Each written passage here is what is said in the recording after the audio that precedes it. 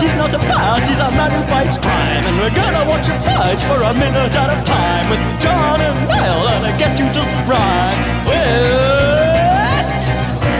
Bat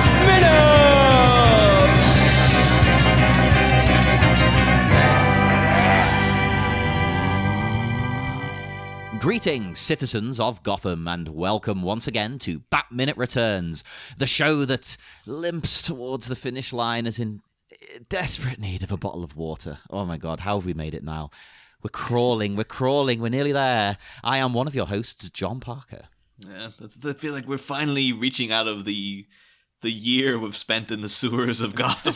Like, oh, this into the light. So now, like, I can kind of understand the mentality of like, make the next one a little more lighthearted, right? Just because it's just depressing the actors having to spend so much goddamn time in the sewer. Yeah, I suppose the editors probably watched it in similar vein to what we're doing.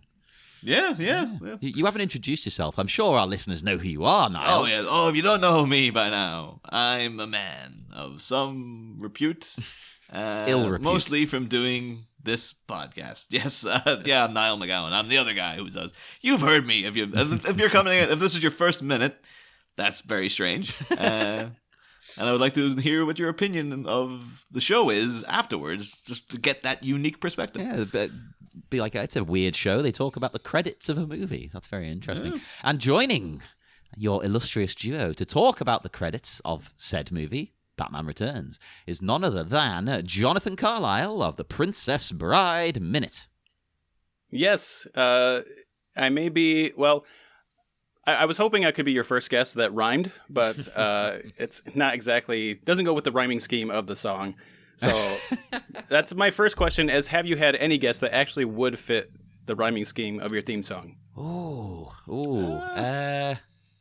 Have we? That's a very interesting question that I've not even remotely pondered. We did have the electropop superstar Grimes coming on.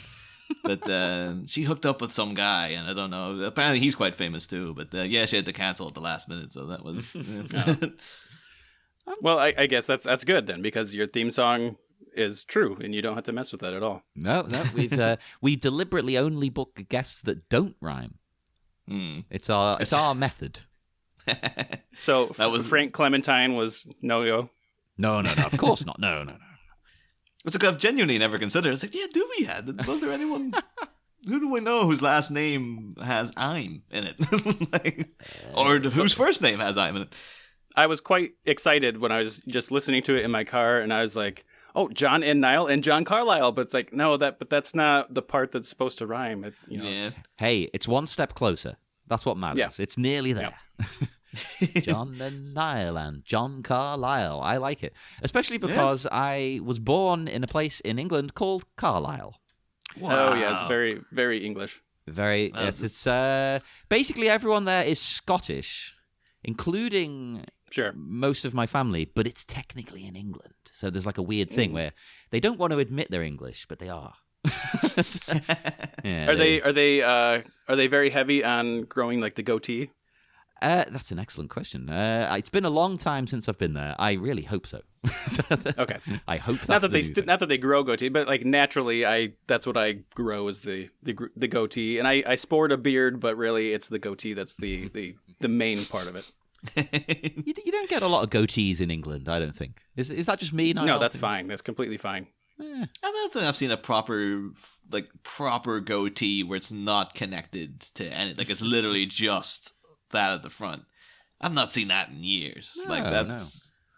That's a remnant. Like I guess my go-to goatee would be the Buscemi in Reservoir Dogs. Like he has a full-blown goatee where it's just it doesn't connect to like a beard on his jaw. So it's like it's a thing in the front. It's party in the front. I think you'd suit one. I don't know. Yeah, I think you could pull it off. But hang on a minute. We're here to talk about Batman. Well, if Batman were to grow a beard, it would just look like a goatee anyway. So it's interesting you bring that up because I've been reading a lot of the comic books lately because, as the listeners know, I'm not a big comic book guy normally, but I've got into them because of this show. And I really like it whenever they shade Batman in a certain way where it looks like he has a beard. I think he looks good with a bit of stubble going on. Yeah, they always do that business where, like, it'll always be like he's been out and about for like so long that he's got the stubble going and stuff. But sometimes they'll have storylines where Batman is in the Batman outfit for like days at a time. And you're just like, that outfit must friggin' reek at this point. I was like, that's where Alfred's earning his money. Like, he's like, I have to cope with that every day, every goddamn That's time. why he's got These so are the many best of them nights. back at the Batcave, because they all stink. Yeah, I was like, that's the best of nights. He's coming back from like a lot of activity, running around in like molded rubber. I was like, yeah, it's sweaty enough friggin' just in the dead of winter. But, yeah, Well, I think we did have a thing like at one point during the season. I think someone mentioned like, would that not be Batman's big? If Bruce Wayne was to have a beard, would that not just be the biggest giveaway? If then he was just Batman with a beard, so we're like, oh, it's Bruce Wayne's beard. If it was a short, trimmed, neat beard, I think he'd get away with it. But if it was like a big bushy thing, then a big bushy beard, then no. The weirdest thing, I always thought that was the kind of the slight downfall of Christian Bale, is that Christian Bale has a slight lisp, and you can sort of see it when he's talking. So then, if you knew high-profile celebrity Bruce Wayne, and you'd seen him speaking and stuff, and then people bumped into Batman, and he was disguising his voice, but he still had that lisp, you'd be like, that's like Bruce Wayne. That's the way Bruce Wayne talks. But oh well, this is not those Batman movies. No, this is Batman Returns, and it's minute 122. Is that right? 23. Oh my god, 23. I'm losing the plot. Minute 1, 2, 3. It's 1, 2, 3. I've gone insane, people. As you can tell, this is we're so close to the end that I'm struggling. But we are getting there. And the minute starts with names, and it ends with names. Yeah. Shocking turn of events.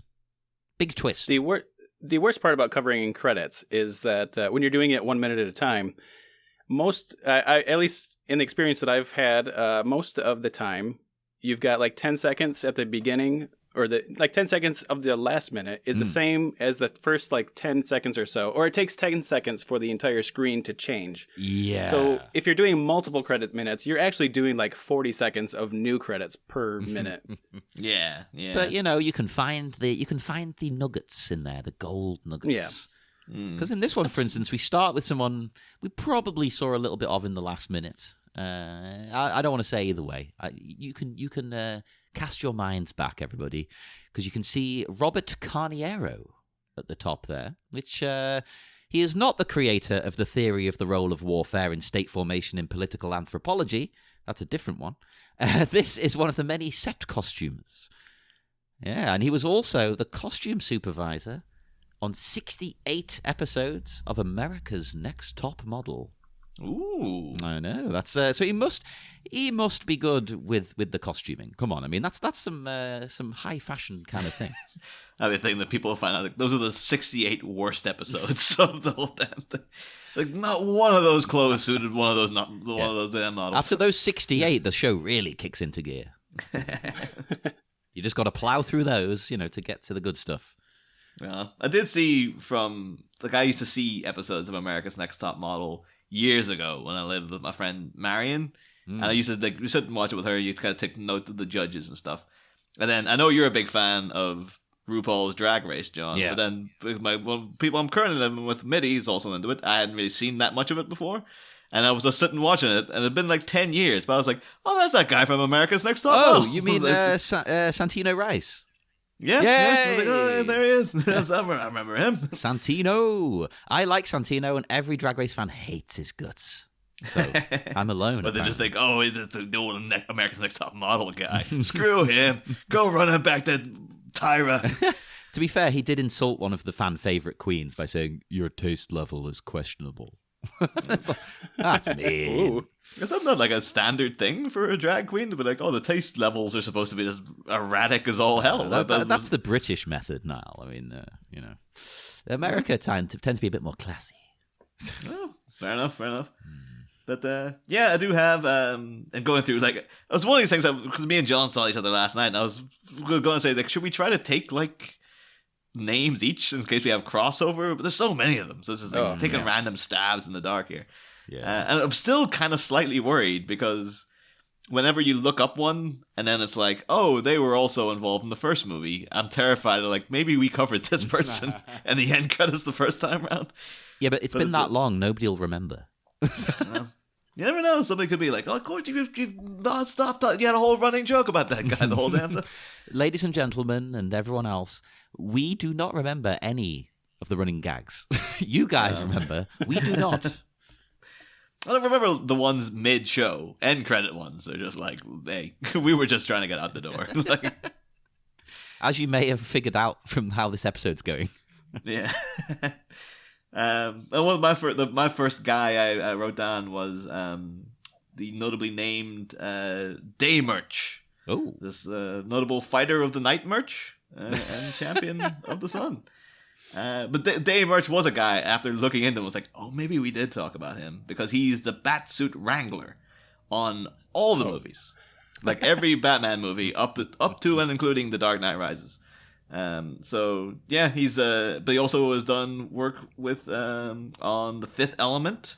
So shout out to Crystal Beth there. Oh, yeah. And The New Adventures of Black Beauty. What? The New Adventures?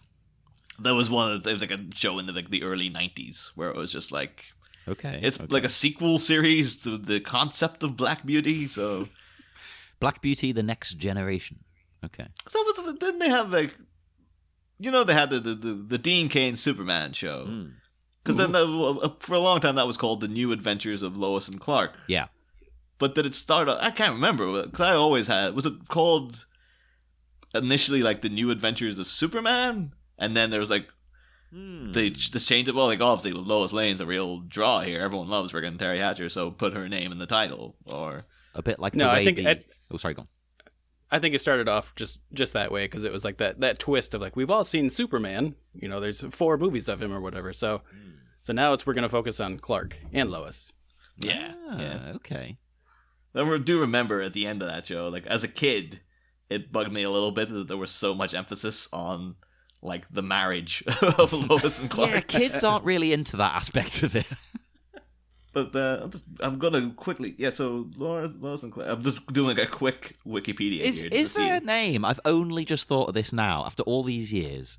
Is their name meant to be like Lewis and Clark? I think so. Yeah. Okay. I kind of always thought that was like that was one of those ones I always pieced together like after years of watching Twin Peaks, where it was like, oh yeah, Ben and Jerry Horn. Oh, it's Ben and Jerry. Like that's the joke. But yeah, Lois and Clark. So like, I guess it is like Lois and Clark. Maybe. I guess they're frontiersmen of journalism or whatever. Actually, from reading, I'm sure someone's going to shout at me for this, because I've only just started reading the comics, people. Please do tell me if I'm wrong. But I noticed Batman has a son. Oh, yeah. Yeah, Damian Wayne. Yeah. Damian Wayne. And I thought, right, he's basically filling the Robin role. So I thought, is that a nod to Damon Wayans? Because he was supposed to be Robin. I never thought of that, but yeah, that could be a weird, like, yeah, that's what that is, yeah. Instead, he ended up being Blank Man. Yeah. I don't know whether that was better or worse. I'm trying to decide. Oh, yeah, no, just apparently, yeah, the, looked up the original, for some reason I thought the show switched titles midway through. But no, that Dean Cain Superman, so it was always called Lois and Clark, The New Adventures of Superman. Was it just us as kids then calling it what we did? Yeah, I think maybe in your head at the time, all that would have stuck out was Superman. So you would be like, oh, what's the rest of it? It's Superman, isn't it, right? But yeah, I guess they were probably trying to go for like, oh, it's a kind of, it's a classy, show about the young hip couple, and one of them just happens to be Superman. Well, it kind of reminds me of like Agents of S.H.I.E.L.D. when that first started. They were like, no, it's not going to be no superheroes. It's just going to be the S.H.I.E.L.D. agents and what they do. And then of course you start bringing in characters that have powers, and by the 5th season they're out in space in the future, and it gets more fun.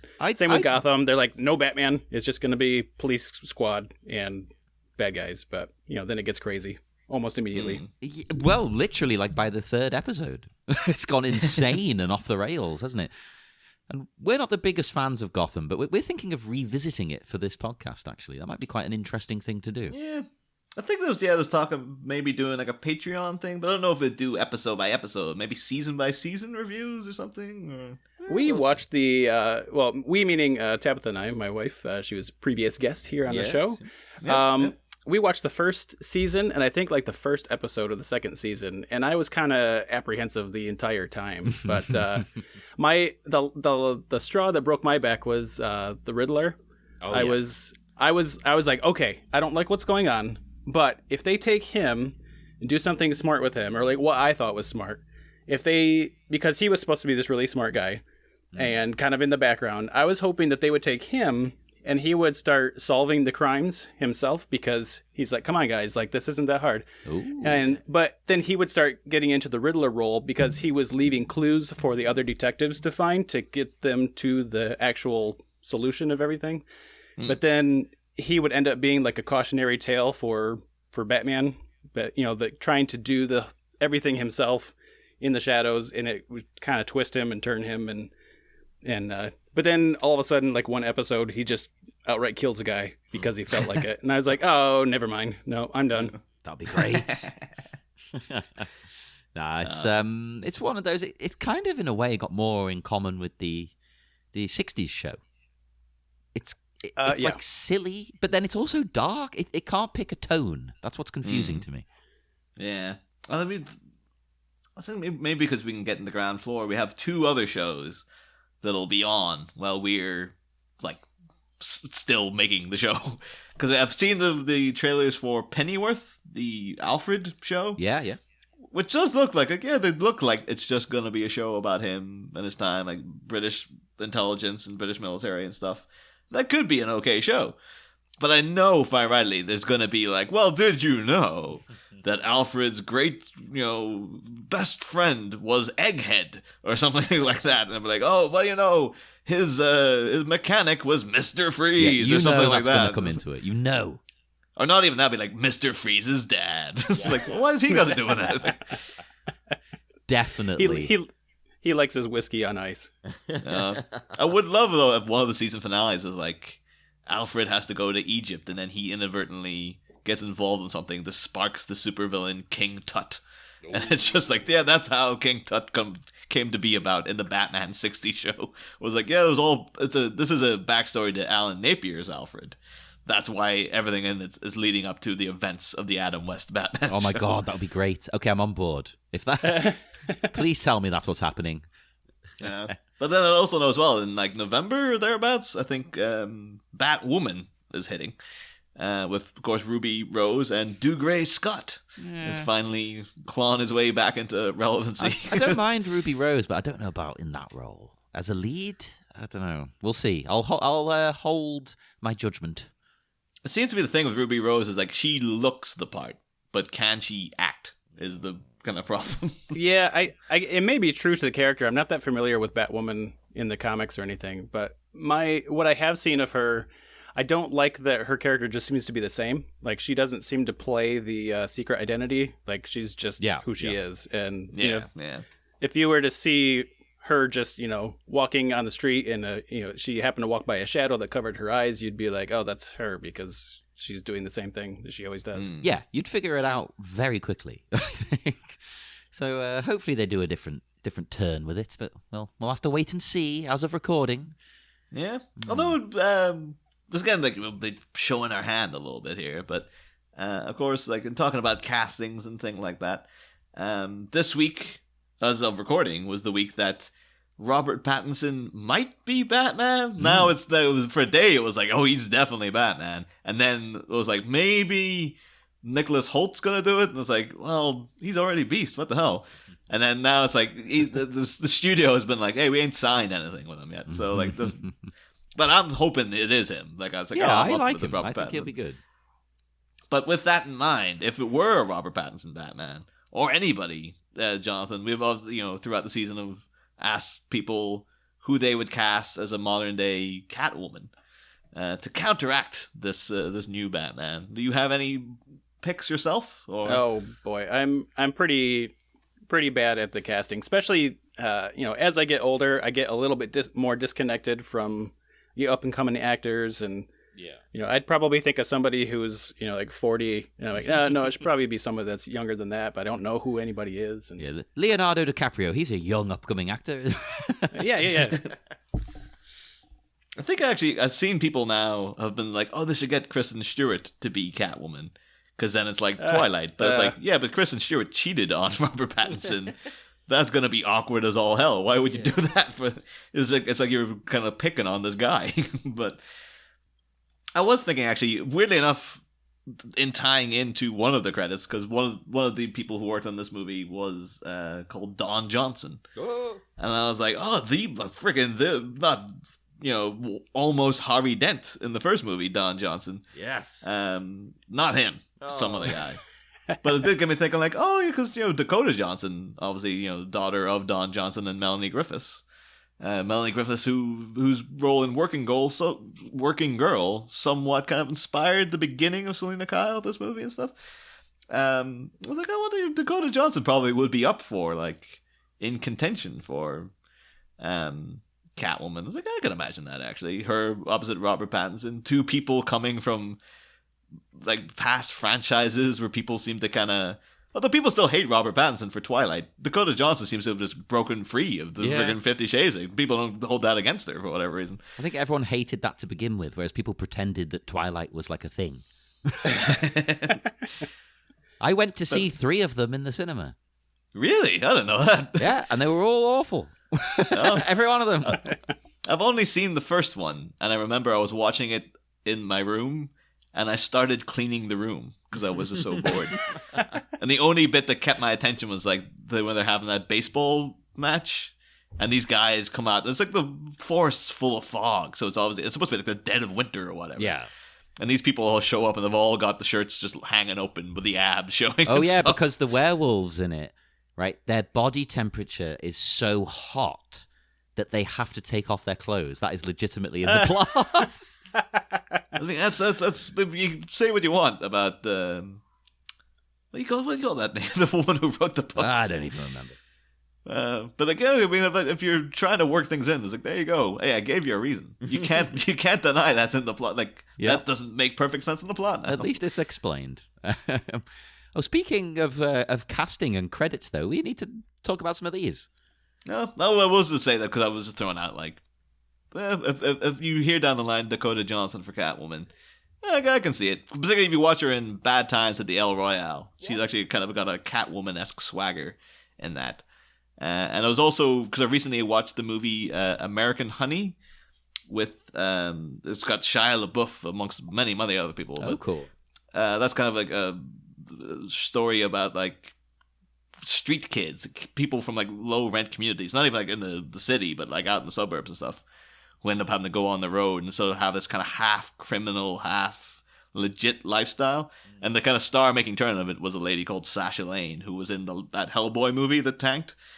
Ooh. But I was kind of looking at her, I was like, I wonder if she would be an interesting Catwoman. Like, because she's done this role very well, which is kind of like, you can imagine a version of a young Selena Kyle coming from this kind of background. So, all I'm doing now is anytime I see a young actress, or not even young, an actress from the ages of 18 to 40, I'm just like, could you be Catwoman? Because they're gonna make a Catwoman any goddamn day now. So maybe it could be you, Cameron Diaz. Could she be Catwoman? She's retired. What do you mean she's retired? It'll be fine. I don't want Catwoman and Penguin in this new movie, but let's not go there. I'll get angry. Yeah, I think they need to do something different. Now, I think it's funny how based on what I know of the people that you've already suggested, I think they're probably all like darker haired, or typically are darker haired.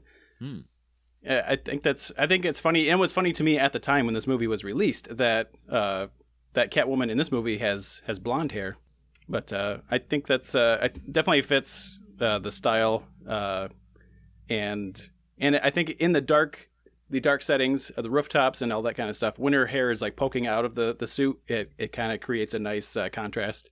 Yeah, otherwise, if she had dark hair, might be harder to define who she is. I really like my favorite out of all of them is the light hair. I think it's just the contrast. Like, especially in this movie, where, when she, near the end there, where she's got the hair sticking out of the mask, and it just makes a nice contrast with the very black outfit. And then the red lips, the whole visual is fantastic. This banana, like Jonathan Pro Cameron Diaz for Catwoman. I actually, I am not a Cameron fan Diaz in The Mask does, her character name, her last name is Carlisle, so. Completely forgot about that. That's the one of two roles I like her in. I'm not a fan of her, I'll be honest. Sorry, Cameron, I'm sure you're listening. But I am not a huge fan. I like you in that. Of course, with Jim Carrey, who's in our next movie. Or your next movie. So I said our next movie. Well, you'll be back. Come on, we're having you. I hope so, because I really like that movie. Batman Forever. It is not as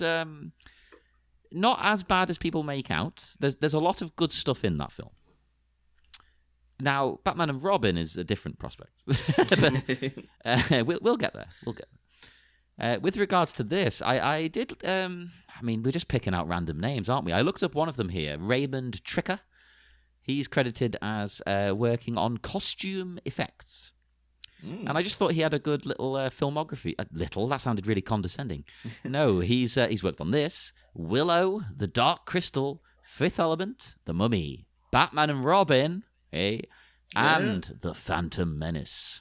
Nice. I thought that was quite a good career there, but he's not really done much else after then. I'm not sure if he's died. I assume everyone's dead if they've not worked. I was like, it could have just this could have been like them in their 50s when they made this movie, and they're like, no, we retired. What do you want from us? There is a few people throughout the credits who you look and they've only done a couple of things after this, and you realise, because they did this when they were like 70 or something. they were just doing some people's clothes. I always think again, because I think I mentioned like the story of my granddad buying me like the Batman Returns annual when he was obviously like in his 80s, and just me always having this thing of like, what does like an old person think of Batman Returns? And so you imagine like, some guy in his 70s working on the movie, but like, what the hell has happened to films? Like, what? I remember way back when. Like, you wouldn't have had any of this weird friggin' monkeys letting Christopher walking out of cages and goddamn duck boats and stuff. And that's why we are superior. But I picked out another one I quite liked as well. It's just going to be a list of movies again.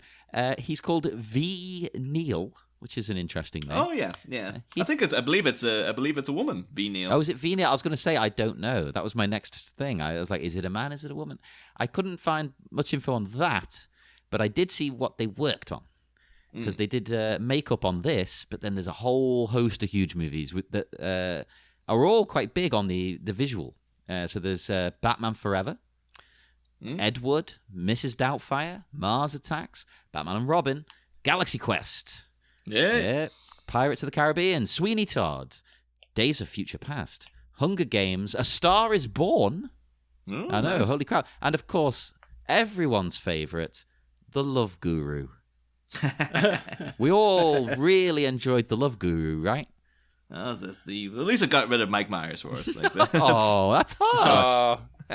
I never saw Love Guru, but all I've ever heard about it is just hatred. And yeah, Mike Myers kind of just went away, and He's trying to do like a little bit of a comeback lately, which is it's time. It's time now. He's let it die down for a bit. I think he can come back. I don't want a new Austin Powers though. Do something new. No, yeah. Although I also did a little looking into V. Neil, and I always gravitate towards like looking at an IMDb list of like what's the weirdest movie that they're attributed with. She worked on two films that really stuck out to me. One was something from 1985 called Radioactive Dreams. And the brief plot line here says, after a nuclear war, Philip Hammer and Marlo Chandler have spent 15 years on their own in a bunker, stuffed with junk from the 1940s and old detective novels. Now, 19 years old, they leave their shelter to find a world full of mutants, freaks, and cannibals. They become famous detectives in the struggle for the two keys that could fire the last nuclear weapon. Whoa. I was like, that sounds like a pretty good movie. I'm up for that. Yep, that sounds like something we'd watch at our crap movie nights. Yeah, and then she was also worked on I was astounded that even everything about this was just like, what the hell? A movie called Slapstick of Another Kind, which, according to Siskel and Ebert, was the worst movie of 1984. It's astoundingly, seemingly despised as a film. Well, 1984 is also pretty known as like one of the biggest years for blockbuster movies and 80s movies and stuff. So maybe it just had a high bar to attend to. Yeah, it could be a great film, but just the competition. Yeah. Well, I mean, it's currently got. Let's see. Was this the one that had the really? There was one of these movies I looked up had like 2% in Rotten Tomatoes or something. It was something crazy. Oh no, it's 2.3 out of 10 on IMDb. But the thing is, if you look at it, the caliber behind it, it's just like, because it's based on the Kurt Vonnegut novel Slapstick. So it's like, also it's like going to be like an artsy, respectable affair. There's a good Kurt Vonnegut goes into weird stuff, but like that's an acclaimed novel, and it stars Jerry Lewis, Madeline Kahn, and Marty Feldman. So I was like, oh, this sounds like it's going to be pretty good. I'll try to tear through the gist of the plot here, but like, just so you can kind of get why, like, this is, again, very, very reviled, this movie. But the plot involves the People's Republic of China is severing relations with all other nations, and they have mastered the art of miniaturization and have shrunk all of their people to a height of 2 inches. The ambassador of China, Ah Fong, played by Pat Morita, announces during a press conference that the key to all knowledge can be found from twins. So, Caleb Swain... The movie Twins. Yes. Everyone who sits around and watches Danny D and Arnie. I mean, that's what I do on a daily basis. But, so Caleb Swain, Jerry Lewis, and his wife Letitia, Madeline Kahn, the great Madeline Kahn. I was stunned. I only realized recently I was on the Wilder ride. I didn't know that she died so young. I was like, holy crap! She was like no age. She was like mid-50s or something when she died. It's like, that's such a shame. Wait, they got you on the Wilder ride, but not me, who hates Gene Wilder. I did tell them. The guy was like, you want to get a guy on this show? Let me tell you about a little man called John Parker. But yeah, so they are called the most beautiful of all the beautiful people by the press. However, when Letitia gives birth to twins who are called monsters, the family doctor, Dr. Frankenstein, informs the parents that the twins won't live more than a few months. The Swains decide to allow the twins to live in their short life in a mansion staffed with servants, including Sylvester. But eventually, these twins grow up. The twins are then played by Jerry Lewis and Madeline Kahn. They have large heads and appear to be mentally disabled. It doesn't say that in the Wikipedia. They use a different word. The parents who have not seen them in all these years receive a visit from the former Chinese ambassador, who informs them that their children are geniuses who can solve the world's problems. And basically, apparently, they put their heads physically together, they become super geniuses. But a whole other bunch of stuff happens within the plot. But then the final paragraph just says, fearful that incest may be prevalent. Oh, God. The parents separate the two. They become despondent without each other, and the Chinese ambassador again appears to order them to seek out each other. Once united, a spaceship appears and reveals that they are really aliens who were sent to Earth to solve all the planet's problems. However, their alien father, voiced by Orson Welles, reveals that Earth cannot handle their intelligence and returns them to their home world. It's like, that does sound like that would be just like an incomparable, like, what the hell kind of film. Maybe because it seems like I'd never heard of this thing. Maybe if you visited it now, it would be really good. Maybe. It sounds bloody amazing. Yeah. So this was all the same movie? So like that was all the same. That was one big movie. Oh, so all the Chinese people shrink themselves, and then these twins with the big heads are also part of that population? Yeah, apparently they're... I don't know because I guess if they're played by Jerry Lewis and Madeline Kahn, then they can't be Chinese, unless it's like, oh, they go to a horrible racist place or something with this. But like, the movie's so reviled that well could be the case. Well, I researched a name, and kind of in the same pattern as a name that I thought might be something else, and it's not the same person. Kevin Murphy. That was a name that stuck out to me. Oh, okay. The reason it sticks out to me is Kevin Murphy, the one I know, is involved with Mystery Science Theater 3000. He was the original voice of Tom Servo and Professor Bobo. Also made the theme song for the Indiana Jones Minute. Oh, Yeah, I completely forgot that was his name. I just think of him, he's Tom Servo. Right, yeah. But according to IMDb, he is, because there's multiple Kevin Murphys, he is Kevin Murphy number 2.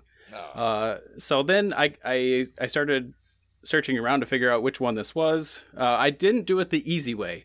The easy way is just go to IMDb, search Batman Returns, and then click through that way. I went backwards and then realized after, way too much time that I should have just done it the easy way. The other guy is also still not the right one, is Kevin Murphy number 10. He is also, this is what confused me, he is also a chief lighting technician, or, works in the same realm. So I was kind of chasing after him. He worked on the Amazon series The Tick, which I thought was pretty cool. And then it was about that time that I realized this wasn't the same Kevin Murphy. So the real Kevin Murphy for this appropriate minute is Kevin Murphy number 3, who also did lighting and technical stuff for Spider-Man, The Truman Show, and Edward Scissorhands. So that all makes sense, I guess. Yeah, holy crap. Nice. It's a shame it isn't Tom Servo, but still good filmography there. Although in tying in as well, of course, one of the biggest writers for DC at the minute is a fellow called Tom Taylor, who is not the Tom Taylor of Indiana Jones Minute. So. That blew my mind. I picked up these comics I mentioned, and I was like, Tom Taylor? And because I know he's an author, so I was like, "Is this the set?" Oh no, it's not. no, initially I had the same thing because on Indiana Jones Minute they've had on Heather Antos, who's like a big wig over in Marvel. I was like, "Oh, maybe they do know each other. Maybe this is a whole big thing." No, it's just a weird coincidence. Yep, sadly, maybe Tom Taylor at Indiana Jones Minute, get into comics. There you go. That's what you need to be doing. You can usurp this guy's fame. We'll make sure that he's Tom Taylor number 1 in our books. Hell yeah. He's always number 1 in my books. Come on. Tom Taylor or not, any name. A couple other credits jumped out to me.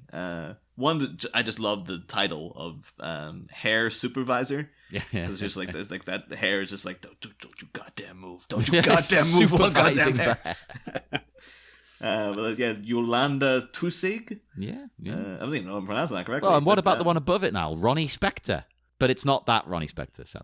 Yeah, not the thing is, too, that must be so annoying if you're a name, because Ronnie Spector's real name, of course, he only became Ronnie Spector after marrying Phil Spector. Yeah. And then having a horrifically abusive relationship with him. Like one of the most, if you ever need to look up like how not to treat your wife, look up how Phil Spector treated Ronnie Spector. But then you go around the rest of your life, it's like, no, I'm Ronnie Spector. She's some other woman. She shouldn't even be calling herself Spector anymore, for God's sake. But and then I was like, why don't you change your name? Why don't you go by like Rhonda Spector? Like, no, I'm Ronnie Spector, goddammit. But the thing is, Ronnie Spector is Michelle Pfeiffer's sort of makeup and hair person of choice. She's worked on every movie with Michelle Pfeiffer. Since the Fabulous Baker Boys. She's just like, Michelle Pfeiffer's in a movie, her go-to person is going to be Ronnie Spector. And weirdly enough, she also works quite frequently with Kim Basinger. So I wonder if there was ever any Batman chit-chat over all the times in between. But, everything's connected.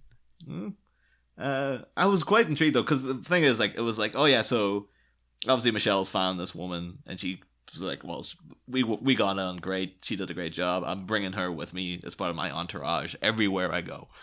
And I was looking then because it has these credits of the assistant to like the main trifecta. So you have an assistant to Michael Keaton as a woman called Nancy Lee Goldberg, and she only ever worked on the Michael Keaton film One Good Cop, which I believe we talked about earlier, and a movie called Speechless, in which Michael Keaton is like he gets involved with he's a speechwriter and he gets involved with a woman who's also a speechwriter, but they work for opposite sides. But what if a little spark should erupt between them, and how will that relationship work? I bet it'll be wacky, crazy happenings. They work from different sides. Like he starts at the beginning and she starts at the end, or what does that mean? I think it's like literally like he might be like he's Democrat, she's okay. Republican, like that kind of level. I thought it was like a Lady and the Tramp type thing where they work on the same speech, but they start at different ends and they meet in the middle. That would be genius. Like, I think that would form an interesting speech. Someone should try that. No. But then, of course, the assistant to Michelle Pfeiffer was Ashley Fleming, who only worked on Mosquito Coast and this, and then nothing. So whatever happened, it was like, oh, I guess, friggin' didn't get... Just wasn't working out in their life as an assistant. But the thing is, apparently, Danny DeVito's assistant, this guy, Josh Levinson, is like, apparently pays the Danny DeVito. Because, like, yeah, he's started off before this, he was working on, also as an assistant on Point Break, the excellent Point Break. Shout out to Point Break Minute. Then would go on to work with Danny again in Hoffa, Jack the Bear, Renaissance Man, The Big Kahuna. But that's as, like, oh, he's an assistant. Like, that's his thing. Oh, he moves up in the world, though, doesn't he? Yeah, that's the thing. Yeah, goes on to be a producer for Death of Smoochie and Matilda, amongst other things. But then nowadays, he's like a post-production guy on The Hobbit, Suicide Squad, and Aquaman. Yeah. So it's like, yeah, this guy's worked his way up. Because say what you want about those movies, but they were like made a ton of money. So he's obviously been in very successful things. Oh yeah, and they were all like well-made movies. Yeah, like as in, from that side of things, the post-production, the editing, things like that. That's all fine. That's all top quality. I like the idea that Danny DeVito was like, oh yeah, I like this kid. And then through Danny DeVito keeping this guy around, maybe he called in a few favors. He's like, oh, you can be a producer on this Matilda movie I'm making. Yeah. And all of a sudden now this guy's like, he's friggin' working on, goddamn Suicide Squad, which was, train wreck of a movie, but it made an absolute friggin' killing at the box office. So I was like, yeah, good, fair play. Yeah, I have a hard time with especially when they're looking at just opening weekend stuff. Especially if it's a sequel or I don't know, because to me there's a lot of movies that are kind of stinkers, but they just had a lot of anticipation. So I mean, yeah. If everyone's anticipating and everyone goes to see it at least once, then it's going to make a lot of money. But that doesn't mean every one of those people liked it. Yeah, well, that's true. Yeah, I mean, I went to see the bloody new Predator movie, and it was the worst thing I've ever seen. But I paid to go.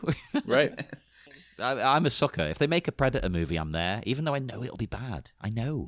This new Terminator, I'm going to go see it. It's going to be crap. That's really together two franchises that ended in the early 90s. But they still like, no, we're going to keep with Predator and Terminator. It's like, stop giving us these movies. It's like, of course I'm going to watch it because it's there, but don't make me watch it. It's the same with Alien. We don't need another one. Stop, please. Yes, yeah. Oh, God. One I found interesting here was just the credit of penguin makeup design, because I'll admit this totally threw me, and I thought it meant that the penguins had makeup on. Of course, why wouldn't it? Exactly. It took me about 15 minutes of staring at the screen to go, oh, wait, they mean the penguin. His makeup. Okay. They didn't just put some lipstick on the penguins. Where would they put it? I don't. Where would you put it? Would it just sort of go all over the beak, or would you put it on the tip of the beak? Where would you put lipstick on your penguins, listeners? I imagine that would be something that like the apprentice or the new kid. They're like, hey, here's this lipstick. Go put it on the bird, and then they're like, where's the lips? And like, just you figure it out. And wherever you think looks best. Yeah. I'm going with the tip of the beak. If it's the whole beak, you're going to get like a Joker kind of effect going on. That's creepy. If you want your penguin to look classy, you go with the tip of the beak. Yeah, but the thing is, in this movie, I mean, they're already bringing back friggin' clown criminals. They could be like, yeah, we want a Joker-looking penguin. True. Yeah. Speaking of animals, though, Gary, I don't know if I'm pronouncing this right, Gary Gero is the head animal trainer. Which I found interesting because he's worked on quite a few movies I like. He's worked on Death Becomes Her, which I just watched again the other week for the first time since I was about 12. Mrs. Doubtfire, The Jungle Book, The Crow, and his title there is Crow Wrangler. which is possibly the greatest title of all time. Dunstan. I was just making sure that Brandon Lee got the set in time. That had nothing to do with any Yeah, Crow animals. Wrangler. Come on, get out of bed, you piece of crap. Dunstan Checks In, clearly the best animal-related film. Homeward Bound. This is the go-to dude for your animal film. And more animal-related credits. I had the penguins were provided by Birdland, which I thought sounded very familiar. I think we may have brought that up briefly earlier in the film, but I was sitting there thinking, that is familiar. Turns out Birdland is in Gloucestershire, which is a place I used to live before Liverpool. So there you go. I've probably heard of it.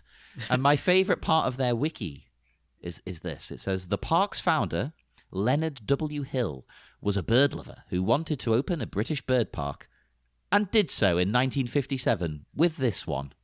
It's just very nice. like, okay, yeah, he wanted to open one and he did. Okay. For him. There's a lot of things I want to do. I can't just do them. Yeah, well, fair play, Leonard. Yeah, I mean, he was very rich when you look into him. Like this guy, this is another bit from the wiki. It says in the late 70s, Hill issued a series of banknotes purportedly authorized by the Jason Islands. Right, because let me just point out actually as well, he owned part of the Falkland Islands. He bought them. And he made this money, and they were in various denominations, blah, blah, blah. Had his picture on them. Not the Queen, no, his own photo. It's just getting into like Raw Julia's M. Bison It's territory exactly now. like that. It's exactly like that. And it also had a picture of a penguin on it, because he just loved penguins, right? He was obsessed with penguins. And they had various notes and things. There was a 50 pence, which was green and had a Humboldt penguin on it. Oh. There was £1, which was purple and had a jackass penguin, which I've not heard of that one. That's pretty upsetting. There was a £5. That's like penguin. It shows up at your house. It gets way too drunk. It gets sleazing around with all your female guests. Oh my god! End up having it's wearing the friggin' lampshade over its head, thinking it's really funny. You've got to ban it from the listeners page. I probably shouldn't mention that. There's £5, which is red. It's a rock hopper penguin. £10, blue, a Gentoo penguin. And then you've guessed it, we're going £20, brown, and it's a king penguin. But on the reverse of these notes, it had the words, valid until the 31st of December, 1979, which was very specific, really. The Falkland Islands government took no legal action over this. They were like, okay, you can make your own money. It's a private initiative, that's cool, whatever, make your own cash. Nobody cared. I have to say, I support his having it be like properly multicolored as well. Yeah, because like, around here you get coins. Like, you got your copper, your silver, your gold. And I was like, oh, yeah, but why not have purple coins? Like, why not? Well, this was it. back in the day, though. I think these were all notes. Oh, they're all notes. All okay. of them notes. Remember in the 70s in England, £1 was a note. Okay, fair enough. Well, even at that, I mean, M. Bison's dollars were red. Like, yeah. why not go for it? Is all American money green? Because my understanding, I've never been to America. My understanding from film and television is it's all green. That's certainly the primary color, and was for a long time. In recent decades, they've tried to. So people weren't making their own money. They've tried to throw different colors into it. I mean, successfully, but just that it's. They've got the little security strips and the watermarks and all that kind of stuff. But it's certainly not, right across the border from where I live up in Canada, their money's always been more colorful. And when I was a kid, my grandmother or great grandmother, they both, I think my great grandmother did more traveling at that. I don't remember. But I just remember that one of them gave me a bunch of money, mostly coins from different countries, and but we did get to see some different dollar bills from whatever they call them, different paper monies, and like, wow, these are very colorful, and ours are just kind of drab and green. Oh, that's weird, because to me, like, the green is interesting. Oh, that's different, but each of ours is a different color. Like, so just a quick scan what you're looking at. Sure, yeah, which is helpful. So if you don't have that seems quite that'd be annoying for you. Yeah, no, the $1 or nobody cares about those. $5, it's like the 20s when they started getting more colorful. The $100 bills are certainly. Oh my god! Those are 100. Holy crap. those are the ones that when you give the cashiers the $100 bill, they hold it up to the light, make sure that they can see all the stuff. With us, that's the £50. I used to work in a shop, a video game shop, and we were told you've got to check the 50 to make sure it's real. There's like a special bit on it that if you rub on paper, I'm trying to remember which way round it was now. I think if you rub it on paper, this bit comes off. Oh, a little bit, like it rubs red, so you know it's real. I think it was that way round. But nobody has a 50. Like in England, nobody ever has more than 20s. No. Even if you're buying something for like £500, it's in 20s. It's like, you can't get it. Can you get 100? You can't, can you? I think you can. It's just no one ever uses them. I've never seen it, and I rarely see a 50. I don't know. Yeah. It's money's weird. I don't know. It's not as weird as when I lived in Pakistan. The money there was pretty peculiar, I'll be honest. It was always. It looked about 1,000 years old when someone handed you the change. It was a note, but it felt like a rag. But yeah, I thought you know, in the credit there, in talking about Birdland, I did note that the two credited things were like Birdland and Birds and Animals Inc. I was like, those are very generic names. Like, come on. Yeah. If you're going to own the place, put a bit of pep into it. Like, come on. On one hand, I admire that because it's like, well, obviously, if someone's looking in the yellow pages for what they want, like bird and animals, there you go. But it almost seems like, I mean, I'm not saying they're criminal, but it just seems like something where they're like bird and animals, and then that fails, and they're like, hey, aren't you the guy from Bird and Animals? No, this is Birds and Animal. And then and then a couple of years later, it's Animals and Birds, and it's all a cover for a math. This is the company that sells ink, and I'm John Bird, and this is my friend Jimmy Animal. Animal from the Muppets. Oh my god, yes. I think that drumming career just never quite worked out for him. So. But other than because we got a wave of other credits, but down near the bottom we get the couple of the heavy hitters, because then you get to the music credits. That's the next one I have too. Yeah, so we have of course Danny Elfman, Danny E, who's seen us through. Hell yeah, the Elfman is back. Yeah, we're nearly at the end of our tenure with Danny Elfman, weirdly enough. Once we sign off from him, once we sign off from Tim Burton, we'll say goodbye to Danny as well. But then, of course, he's assisted by Steve Bartek, who is also a person of quite an impressive backdrop to this fella. Because Steve Bartek, for the reason he's working with Danny Elfman and has worked with Danny Elfman in pretty much every score that he's done, particularly the ones for Tim Burton, is because they were Steve Bartek was the lead guitar in Oingo Boingo. So I thought I knew the name. Those guys met up. But weirdly enough, before that, during in the late 60s, early 70s, when he was in high school, he wrote and played the flute for Strawberry Alarm Clock. Ooh. Who the band who did Incense and Peppermints, Incense and Peppermints. Da, da, da, da. I have that on my compilation, Nuggets. If people haven't listened to Nuggets, it's amazing. It's all old psychedelic tracks. It's fantastic compilation. Yeah, that's almost like if you had to sum up psychedelic era of the 60s in a song. It's either going to be White Rabbit or Incense and Peppermints. But most people will definitely know it from the beginning of Austin Powers when he goes into the psychedelic Pussycat Club and stuff. Yeah. That's the song that's playing. So that's he was in high school, and that was that song came out in 67, and it was and he joined Oingo Boingo in 74 or thereabouts.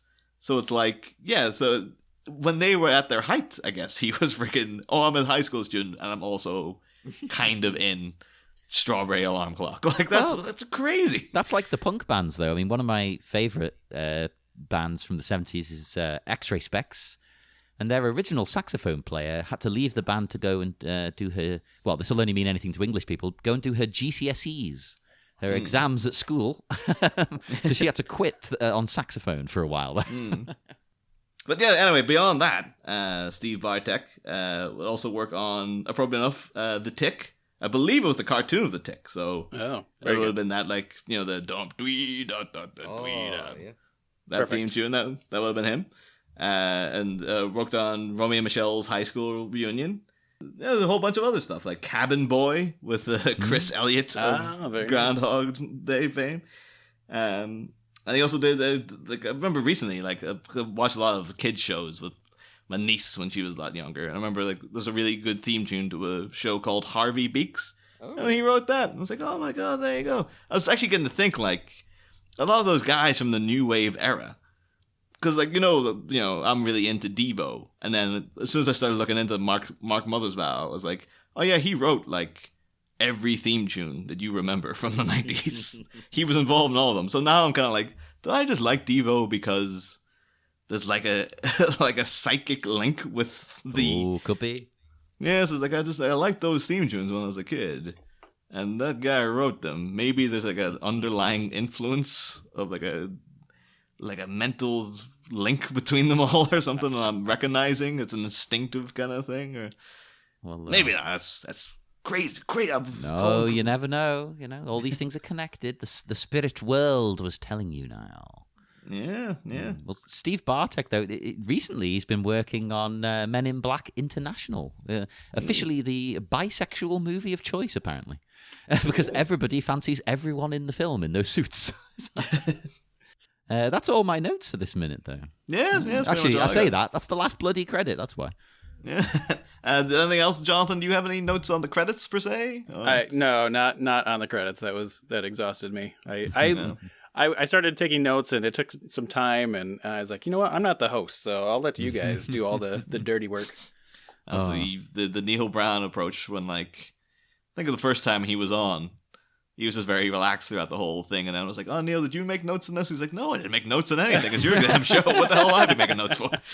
And nobody knew, Niall, till you just revealed it. Maybe no one will ever know. I could cut out that little Oh, sliver of information. yeah. I'll beep out that name, and people will be like, who was it? You'll have to guess, listeners. Yeah. But Jonathan, like, you know, now is you have the floor now to talk about Batman Returns in general. Like, what's your opinion of this movie? Let's see. Most of my notes were just my history with Batman, because those all really inform my opinion of the movie. And I'm trying to figure out for myself. Maybe I'll just go through it really fast because, you know, I'm not sure how much anyone's going to care about any of this. But so my first comic book was given to me by my best friend back in the late 80s, 88, 89.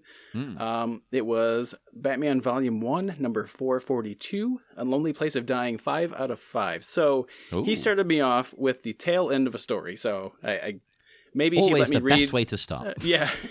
Maybe he let me read the first 4, and then he just gave me the last one. I don't quite remember, but that was back in the day when, for American listeners, comics were $1 a piece. Or actually, some of the Superman comics were 75 cents a piece. Oh, so those were quite a steal. Maybe because nobody wanted them. I'm not sure why they did that, but so that comic was a good introduction, though, because it had Tim Drake coming in. This was before he was even Robin, but he was like trying to be Robin. Oh, yeah. He still had to like convince Bruce to have another partner because, you know, Jason Todd had just died at some point recently.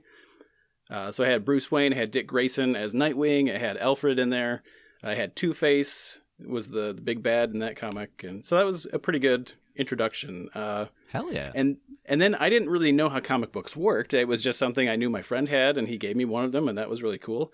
So on my own, also back in this day, we used to have comic books sold in just regular stores, and you know, you just find them on the magazine racks sometimes, and you never know what you were going to find necessarily. But so I saw Batman on the cover of one, and I thought, well, great, I'm going to buy my own Batman comic. And that one was Suicide Squad Volume 1, number 40.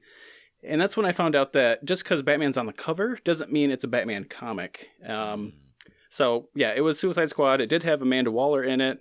I ended up buying like part 1 and part 3 of a 4-part story. So who knows what was going on there. You never found out. Yeah, no, I was pretty disappointed that Batman wasn't really the main guy in there. He just kind of popped in and out. Yeah, so then I found out, I talked to my friend. I figured out where the actual comic book stores were and kind of figured out what was going on.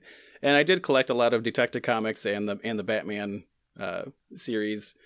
I would say my favorite Batman artist, this is still going back from that day, I know there's been a bunch of them since then, was Norm Breyfogle, or at least that's how I pronounce it. I don't know what the correct pronunciation of his name is, but I thought it was a good styling. Because some of the other artists at that time drew very well, but it was kind of boring to me, I guess, because it was more realistic, I guess. It's still comics, but more realism. Norm Breyfogle was very stylish and a lot of sharp angles and stuff, and I thought it worked very well for Batman. Oh, yeah. So like going that. going into these movies, this was a big thing because I had just gotten into the comic books and these movies were out, and this was pretty cool. So I would actually say these movies, Batman and Batman Returns, was my first realization as a human being of like that people made these things. That there was, it wasn't just like some Hollywood mystery box that made all of these things, that people actually put style into these things, and some of them didn't put style into some. And then I really kind of fell into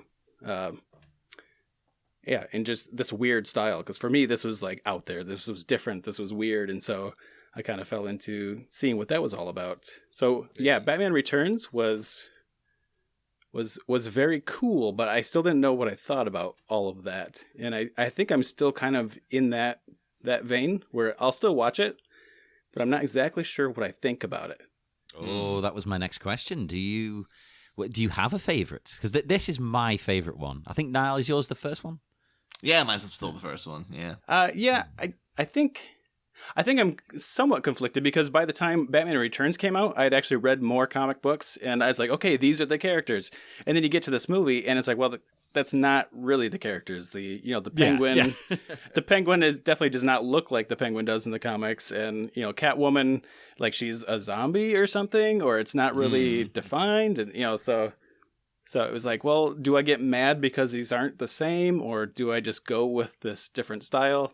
I can understand why that might annoy some people, to be honest. I mean, they're fantastic characters, but if you're expecting to see what you're used to, you're not going to get that. Barely even 1% of that. I was actually astounded yesterday. I was reading, because, all the movies for the 80th anniversary of Batman have all been re-released.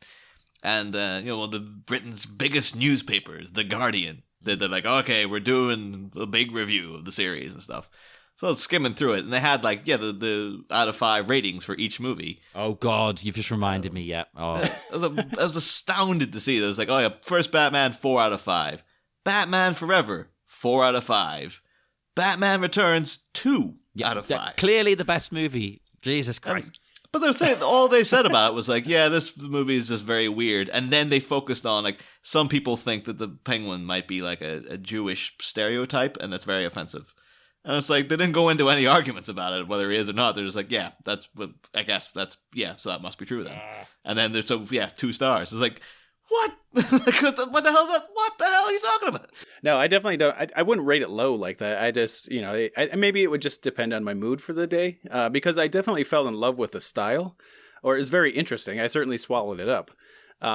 Even to the point when on TV, when they came out with The Flash, and like the first, the intro to The Flash was Danny Elfman music, and it kind of had like that same very set-based city. With the steam coming out of the sewers and the alleyways and stuff like that. So I love that series, and it was kind of that same campy. It was a little bit lighter because it's the Flash and not Batman, but still kind of had that dark city kind of thing.